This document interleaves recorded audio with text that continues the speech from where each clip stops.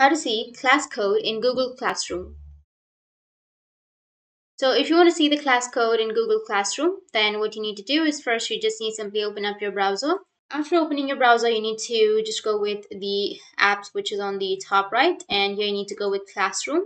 Once you're under your Google Classroom, now you need to select any class that you are comfortable with. So for example, I'll just simply go with this class. Once you're here on the class, now if you want the class code, then here on the left side you will have the class code.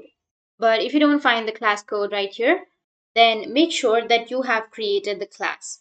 Because if you've not created and if you've joined the class, then you won't be able to see the code.